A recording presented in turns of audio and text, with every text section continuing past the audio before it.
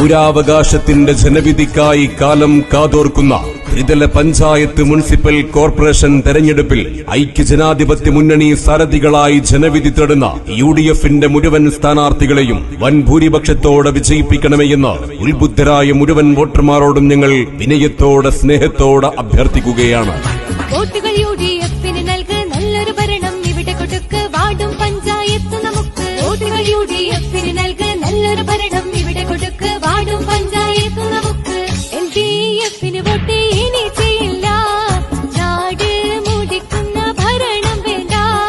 Current ചാർജും വെള്ളക്കാരവും കൂട്ടി, നികുതി പണമെല്ലാം കുത്തനെ കൂട്ടി. LDFന് വോട്ട് ഇനി ചെയ്യില്ല, നാട് മുടിക്കുന്ന ഭരണം വേണ്ട. കരണ്ട് ചാർജും വെള്ളക്കാരവും കൂട്ടി, നികുതി പണമെല്ലാം കുത്തനെ കൂട്ടി.